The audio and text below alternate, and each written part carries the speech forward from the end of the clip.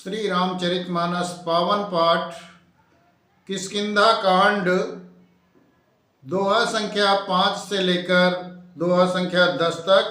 सुग्रीव का श्री रामचंद्र जी को अपना दुख सुनाना, बाली वध की प्रतिज्ञा, श्री रामचंद्र जी का मित्र लक्षण वर्णन, सुग्रीव का वैराग्य, बाली सुग्रीव युद्ध एवं बाली का उद्धार।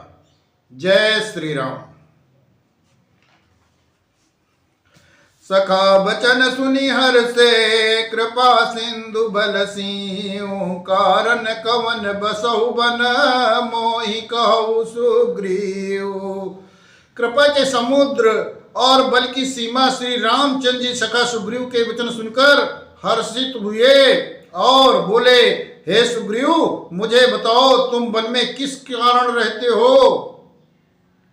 नाथ बाली अरु मैं दो भाई, प्रीति रही कछु बरनी न जाई। मैं सुत मायावी तेहि नाऊ, आवा सो प्रभु हमरे गाऊं।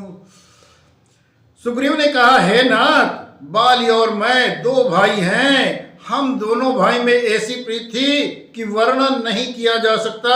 हे प्रभु, मैं दानों का एक पुत्र था, उसका नाम मायावी था।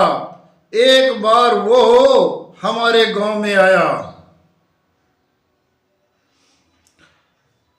अर्धरात्रिपुर द्वार पुकारा, बाली रिप बल सहाय न पारा। मैं धावा बाली देख सो भागा, मैं पुनि गयो बंधु संग लागा। अर्धरात्रि पुर द्वार, उसने आधी रात को नगर के फाटक पर आकर पुकारा, ललकारा। बाली शत्रु के बल ललकार को सह नहीं सका, वो दौड़ा। उसे देखकर मायावी मैर नामक राक्षस भागा। मैं भी भाई के संग चला गया। गिरिवर गुआ पेट सो जाई, तब बाली मोहि कहा बुझाई। पर किस मोहि एक पखवारा, नहीं आवो तब जान सुमारा। तब वो मायावी एक पर्वत की गुफा में जा छुपा। तब बाली ने मुझसे समझाकर कहा कि तुम एक पखवाड़े 15 दिन तक मेरी बाट देखना। यदि मैं उतने दिनों में ना आऊं तो जान लेना कि मैं मारा गया हूं। मास दिवस तह रहु करारी, निसरी रुधिर धार तह भारी। बाली हत सिमोहि मारी आई, सिला देई तह चले ऊपर आई। हे खरार, हे कृपा निधान, मैं वहां महीने भर तक रहा। वहां उस गुफा में रक्त की बड़ी भारी धारा निकली। तब मैंने समझा कि उसने बाली को मार डाला, अब आकर मुझे मारेगा। इसलिए मैं वहां गुफा के द्वार पर एक शिला लगाकर भाग आया। मंत्री न पुर देखा बिनु साई, दीन्यौ मोहि राज बरियाई। बालिताहि मारी गृह आवा, देखी मोहि जिय भेद बढ़ावा। मंत्रियों ने नगर को बिना स्वामी राजा का देखा तो उन्होंने जबरदस्ती मुझे राज्य दे दिया। बाली उसे मारकर घर आ गया। मुझे सिंहासन पर बैठा देखकर उसने जी में खेद बढ़ाया, बहुत ही विरोध माना। उसने समझा कि यह राज्य के लोभ में गुफा के द्वार पर शिला दे आया था, जिससे मैं बाहर ना निकल सकूं और यहां आकर राजा बनकर बैठा है। रिपु सम महिमा रति अति भारी, हरिलीन सर्वस अरुनारी। ताके भय रघुबीर कृपाला, सकल भुवन में फिरऊ बिहाला। उसने मुझे शत्रु के समान बहुत अधिक मारा और मेरा सर्वस्व तथा मेरी स्त्री को भी मुझसे छीन लिया। हे कृपाल रघुवीर, मैं उसके भय से समस्त लोकों में बेहाल होकर फिरता रहा। यहाँ साप बस आवत नाही, तदब सबीत रहो मन माही। सुन सेवक दुख दीन दलाला, फरक विठी द्वय भुजा विशाला। वो श्राप के कारण यहाँ नहीं आता, तो भी मैं मन में भयभीत रहता हूँ। सेवक का दुख सुनकर दीनों पर दया करने वाले श्री रघुनाथ जी की दोनों भुजाएं फड़क उठी। सुन सुग्रीव मारी हूँ, बाली है कहीं बान, ब्रह्म रुद्र शरणागत, गए न उबरिय प्राण। उन्होंने कहा, हे सुग्रीव सुनो, मैं एक ही बाण से बाली को मार डालूंगा। ब्रह्मा और रुद्र शरण में जाने पर भी उसके प्राण न बच पावेंगे। जय न मित्र दुख हो ही दुखारी, तिन्हि बिलोकत पातप भारी। निज दुख गिर समरज कर जाना, मित्रक दुख रज मेरु समाना।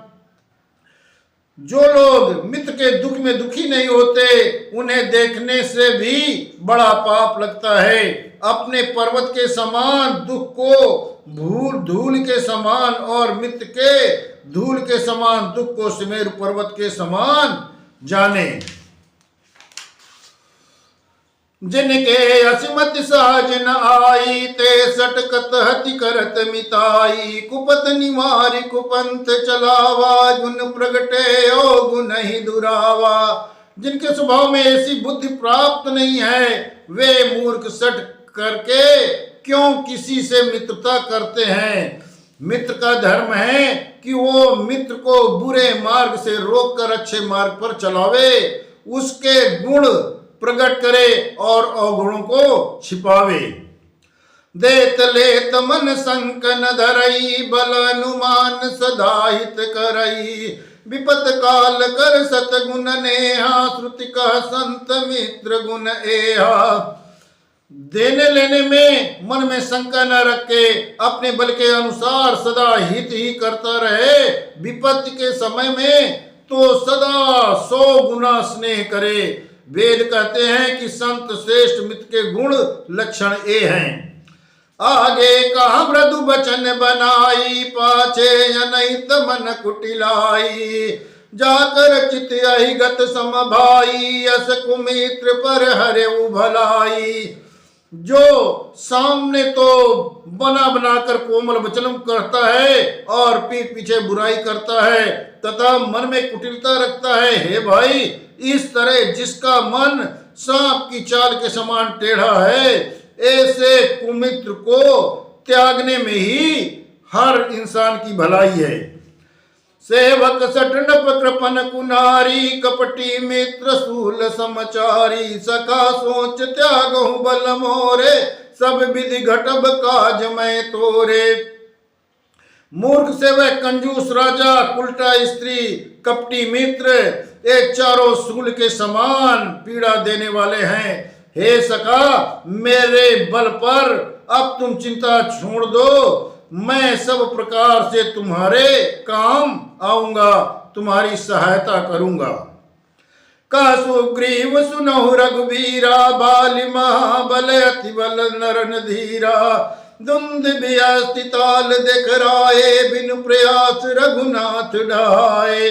सुग्रीव ने कहा, हे रघुवीर सुनिए, बाली महान बलवान और अत्यंत रणधीर है। फिर सुग्रीव ने श्री राम जी को दुंदुभि राक्षस की हड्डियां और ताल के वृक्ष दिखलाए।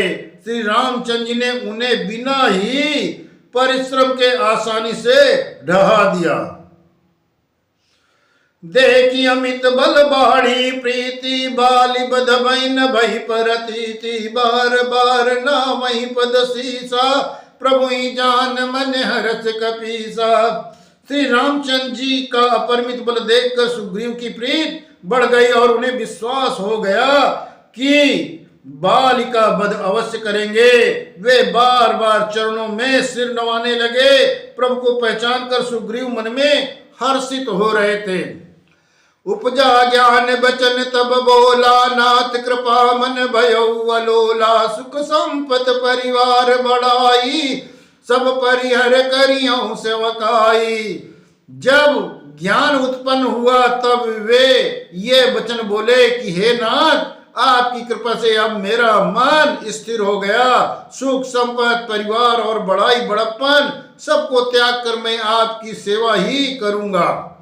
ए सब राम भगति के बाधक, काहि संत तव पदे औराधक। शत्रु मित्र सुख दुख जग माही, माया कृत परमारथ नाही। क्योंकि आपके चरणों की आराधना करने वाले संत कहते हैं कि ये सब सुख संपत्ति आदि राम भक्त के विरोधी हैं। जगत में जितने भी शत्रु मित्र और सुख दुख आदि द्वंद्व हैं, ये सब के सब माया रचित हैं, परमार्थ वास्तव में नहीं है। बाली परमहित जासु प्रसादा, मिलऊ राम तुम समन विसादा। सपने जैसन होई लराई, जागे समुझत मन सकुचाई। श्री रामचंद्र जी बाल तो मेरा परम हितकारी है। हे श्री राम जी, बाल तो मेरा परम हितकारी है, जिसकी कृपा से शोक का नाश करने वाले आप मुझे मिले और जिसके साथ अब स्वप्न में भी बड़ाई हो तो जागने पर उसे समझकर मन में संकोच होगा कि स्वप्न में भी मैं उससे क्यों लड़ा। अब प्रभु कृपा करो यही भांति, सब तज भजन करो दिन राति। सुन विराग संयुत कपिमानी, बोले बियस राम धनु पानी। हे प्रभु, अब तो इस प्रकार कृपा कीजिए कि सब छोड़कर दिन रात मैं आपका ही भजन करता रहूं, आपका ही कीर्तन करता रहूं। सुग्रीव की वैराग्यमय वाणी सुनकर, उसके क्षणिक वैराग्य को देखकर हाथ में धनुष धारण करने वाले श्री रामचंद्र जी मुस्कुराकर बोले, जो कछु कहु सत्य सब सोई, सखा बचन मम वृथा न होई। नटमर कटयु सबहि नचावत, राम खगेश वेद यस गावत। तुमने सब कुछ कहा वो सभी सत्य है, परंतु हे सखा, मेरा वचन मिथ्या नहीं होता। अर्थात बाल मारा जाएगा और तुम्हें राज्य मिलेगा। काकभूषण जी कहते हैं कि हे पक्षियों के राजा गरुड़, नट मदारी के बंदर की तरह श्री रामचंद्र जी सबको नचाते हैं, ऐसा वेद पुराण कहते हैं। लय सुग्रीव संग रघुनाथा, चले चाप सायक गई हाथा। तब रघुपति सुग्रीव पठावा, गर्ज सिजाई निकट बल पावा। तदंतर सुग्रीव को साथ लेकर और हाथों में धनुष बाण धारण करके रघुनाथ जी चले। तब श्री रघुनाथ जी ने सुग्रीव को बाल के पास भेजा। वो श्री रामचंद्र जी का बल पाकर बाल के निकट जाकर गरजा। सुनत बाली क्रोधातुर धावा, गही कर चरण नारी समुझावा। सुनुपति नहीं मिले सुग्रीवा, ते द्वय बंधु तेज बल सीवा। बाली सुनते ही क्रोध में भरकर तेजी से वेग के साथ दौड़ा। उसे स्त्री तारा ने पकड़कर उसे समझाया कि हे नाथ, सुनिए, सुग्रीव जिनसे मिले हैं वे दोनों भाई तेज और बल की परम सीमा हैं। कौशले सुत लक्ष्मण रामा, कालहु जीत सकहि संग्रामा। वे कौशलाधीश दशरथ के पुत्र राम और लक्ष्मण संग्राम में काल को भी जीतने की क्षमता रखने वाले हैं। कह बाली सुन वीर प्रिय समदर्शी, रघुनाथ जो कदाचि मोहि मारे, तो पुनि हो सनाथ। बाली ने कहा, हे भीरू, हे डरपोक प्रिय, सुनो, श्री रघुनाथ जी समदर्शी हैं। जो कदाचित वे मुझे मारेंगे ही तो मैं सनात हो जाऊंगा, परम पद पा जाऊंगा। अस कही चला महाअभिमानी, तृण समान सुग्रीव ही जानी। भिरे उभो बाली अति तरजा, मुटिका मारी महाधुनि गर्जा। ऐसा कहकर वो महान अभिमानी बाली सुग्रीव को तिनके के समान जान कर चला। दोनों भिड़ गए।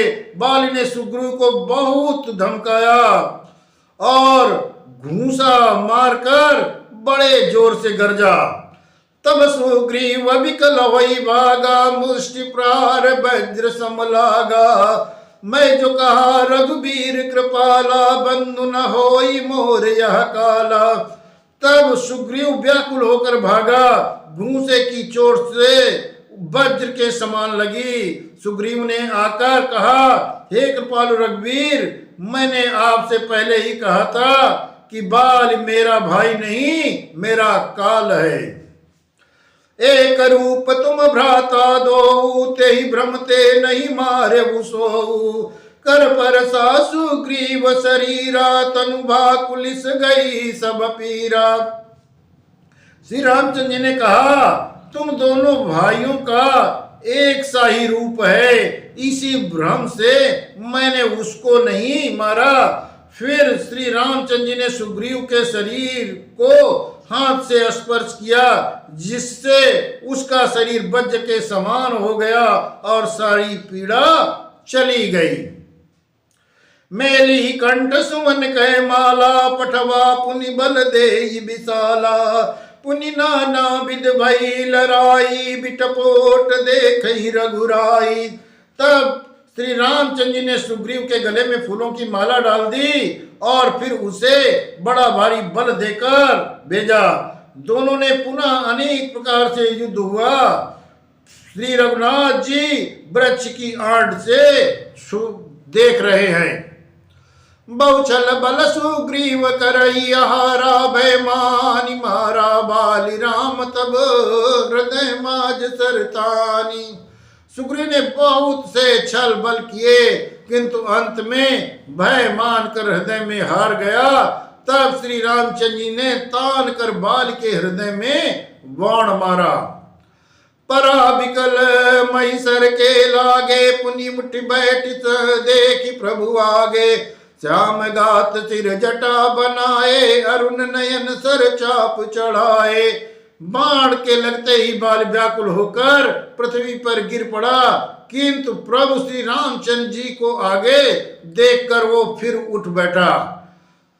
भगवान का श्याम शरीर है, सिर पर जटा बनाए हैं, लाल नेत्र है, बाण लिए हैं और धनुष चढ़ाए हैं।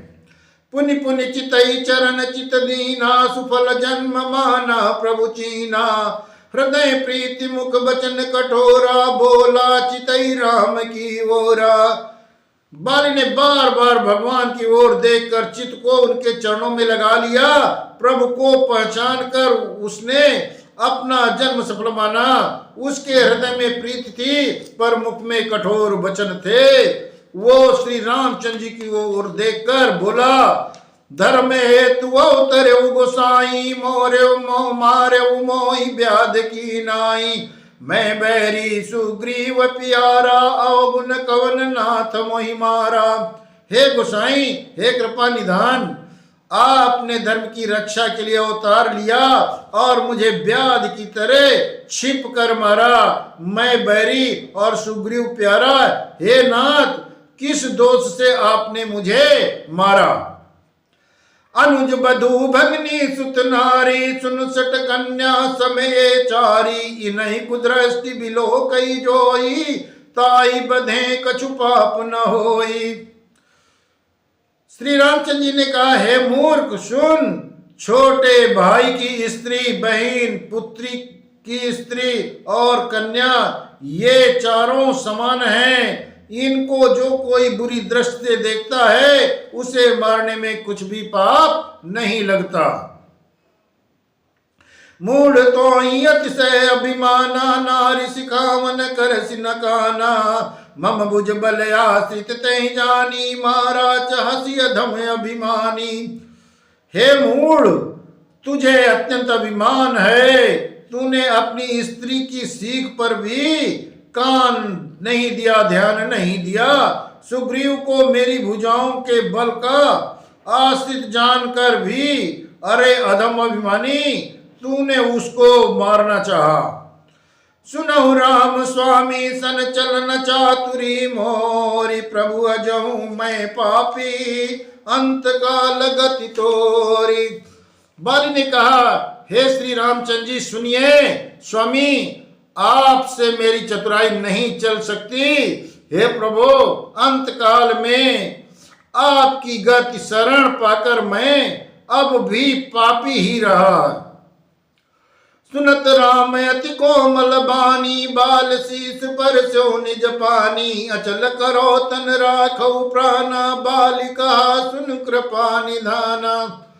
बाल की अत्यंत कोमल वाणी सुनकर श्री रामचंद्र जी ने उसके सिर को अपने हाथों से स्पर्श किया और कहा, मैं तुम्हारे शरीर को अचल कर दूं, तुम प्राणों को रखो। बाल ने कहा, हे कृपा निधान सुनिए, जन्म जन्म मुनि जतनु कराही, अंतराम कई आवत नाही। जासु नाम बल शंकर काशी, देत समय समगति अविनाशी। मुनिगण जन्म जन्म से प्रत्येक जन्म में अनेकों प्रकार का साधन करते रहते हैं, फिर भी अंत काल में उन्हें राम नाम नहीं कहा जाता, उनके मुख से राम नाम नहीं निकलता। जिनके नाम के बल से शंकर जी काशी में सबको समान रूप से अविनाशिनी गति मुक्ति कर देते हैं। ममलोचन गोचर सैयावा, बहुरी की प्रभु वश बनी बनावा। वो श्री रामचंद्र जी स्वयं मेरे नेत्रों के सामने आ गए हैं। हे प्रभु, ऐसा सहयोग क्या फिर कभी जीवन में मिल पाएगा, बन पड़ेगा। सो नयन गोचर जासु गुण निज नेति सुति कई गामहि। जिमि पवन मन गो निरस करि मुनि ध्यान कबहु कपावहि। मैं जानी अति अभिमान बस प्रभु कयऊ राखु शरीरहि। अस कवन सट हट काट सुर तरु बारी करिय बबूरहि। श्रुतियां नेत नेत कहकर निरंतर जिनका गुणगान करती हैं तथा प्राण और मन को जीत कर एवं इंद्रियों को विषयों के रस से सर्वथा नीरस बताकर मुनिगण ध्यान में जिनकी कभी कदाचित झलक पाते हैं, वे ही प्रभु आप साक्षात मेरे सामने प्रकट हैं। आपने मुझे अत्यंत अभिमान बस जानकर ये कहा कि तुम शरीर रख लो, परंतु ऐसा मूर्ख कौन होगा जो हठ पूर्वक कल वृक्ष को काट कर उससे बबूर के बाढ़ लगवावेगा, अर्थात पूर्ण काम बना देने वाले आपको छोड़कर आपसे इस नश्वर शरीर की रक्षा चाहेगा। अब नाथ करि करुणा बिलो कहूँ देहु जो भर मांगऊ। जय जोनि जन्मो कर्म बसता राम पद अनुरागऊ। या तनय मम सम विनय बल कल्याण प्रद प्रभु लीजिए। गई बांसुर नर नापन दास अंगद कीजिए। हे नाथ, अब मुझ पर दया दृष्टि कीजिए, मैं जो वर मांगता हूँ उसे दीजिए। मैं कर्म बस किसी योन में भी जन्म लूं, वहां श्री राम जी आपके चरणों में प्रेम करूं। हे कल्याण प्रद प्रभु, ये मेरा पुत्र अंगद विनय और बल में मेरे ही समान है, इसे स्वीकार कीजिए। और हे देवता और मनुष्यों के नाथ, बांह पकड़कर इसे अपना दास बना लीजिए। राम चरण दृढ़ प्रीति करी, बालकीन तनु त्याग। सुमन माल जिमि कंठ ते, गिरत न जानई नाग। श्री रामचंद्र जी के चरणों में दृढ़ प्रीति करके बाल ने शरीर को वैसे ही आसानी से त्याग दिया जैसे हाथी अपने गले से फूलों की माला को गिरना न जाने।